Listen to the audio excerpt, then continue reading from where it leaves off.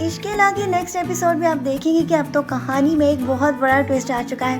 کیونکہ اسکا اور اس کی والدہ اب یہ چاہ رہے ہیں کہ اس کی بھابھی کی شادی کروا دی جائے تاکہ وہ بھی بے سہارا زندگی کی بجائے ایک سہارے والی زندگی گزارے۔ لیکن آہستہ آہستہ آپ دیکھتے چلے جائیں گے کہ اس کی ساس اس کو اس بات کے اوپر لے کر آنے والی ہے کہ وہ اپنی بیٹی کی شادی کے بعد بھی اپنی زندگی خوشی کے ساتھ گزارے، اسی لیے وہ اپنی بیٹی کی یعنی اپنی بہو کی شادی کرنا چاہتی ہے۔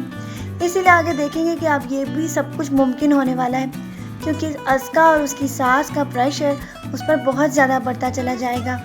جبکہ دوسری طرف آپ یہ بھی دیکھ رہے ہیں کہ ایک طرف تو اسکا اپنی بھابھی کی شادی کروا رہی ہے اور دوسری طرف اس کی بھابھی کو بھی اس بات کا خیال ہے کہ بیچاری اسکا اس کے بنا کیا کرے۔ لیکن آپ دیکھتے چلے جائیں گے کہ وہ اذلان جو کہ خود ہی میں اتنا زیادہ بڑھ گیا ہے کہ وہ انسان کو بھی ایک معمولی کیڑے سے زیادہ حیثیت نہیں دیتا، اب اس کو بھی اس بات کا احساس ہونے لگا ہے کہ انسانوں کی مدد کے بنا کوئی بھی شخص اس دنیا میں نہیں رہ سکتا۔ اسی لیے تو کہا جاتا ہے کہ ایک انسان سوشل اینیمل ہے، اسی لیے قدم قدم پر اس کو انسانوں کی ضرورت پڑتی رہتی ہے۔ اور جب اس کے اپنے اوپر مصیبت کا وقت آئے گا اور اس کو اس بات کا احساس ہوتا چلا جائے گا کہ ایک ڈاکٹر ہی انسان کی زندگی کو بچانے والا مسیحا ہے، اور اس کے بعد اس کو اسی لڑکی کا سامنا کرنا پڑے گا جس سے وہ شدید نفرت کرتا ہے، تو پھر آہستہ آہستہ اس کے دل و دماغ میں بھی اس کی محبت جاگنے والی ہے۔ کیونکہ بیچاری اسکا تو ہر ممکن کوشش کرے گی کہ وہ اس کی خدمت میں کسی بھی قسم کی کمی نہ کرے، کیونکہ ایک ڈاکٹر کا فرض ہے کہ وہ اپنے پیشنٹ کے لیے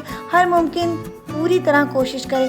آہستہ آہستہ آپ دیکھتے چلے جائیں گے کہ اذلان کی والدہ کو بھی اس بات کا احساس ہوتا چلا جائے گا کہ اس کی زندگی میں جو ایک لڑکی آ سکتی ہے وہ صرف اور صرف اسکا ہے، کیونکہ اسکا کی نیچر کو وہ پہلے ہی جانتی ہے، اور اس کے ساتھ ساتھ اس کے بیٹے کا خیال کرنے کے بعد اس کو بھی اس بات کا احساس ہوتا چلا جائے گا کہ اس کی زندگی میں جو کمی ہے وہی آ کر اس کو کمپلیٹ کر سکتی ہے۔ پھر آپ دیکھتے چلے جائیں گے کہ نیکسٹ ایپیسوڈ میں حالات کچھ اس طرح ہوتے چلے جائیں گے کہ اسکا کو اس گھر پہ بیاہ کر بہو کے روپ میں لایا جائے گا، اور پھر اسکا کو جو زندگی میں اس نے قربانیاں دی ہیں اس کو اس کا صلہ بہت جلد ملنے والا ہے۔ اور وہ اسکا جو کہ اپنی محبت کو قربان کر کے گھر والوں کی خوشی کے لیے یہاں تک پہنچی ہے، اب اس کی زندگی میں تمام آسائشیں خود بخود چل کر آنے والی ہیں۔ تو چلیں اسی امید کے ساتھ اس پرومو ریویو ویڈیو کو یہیں پر ختم کرتے ہیں کہ اب اذلان کی زندگی میں شنایا کی کمی کو اسکا پورا کرے، اور ساتھ ساتھ اسکا کے خوابوں کی بھی اسی طرح تعبیر یہیں پہ انہی کے گھر پہ ملے۔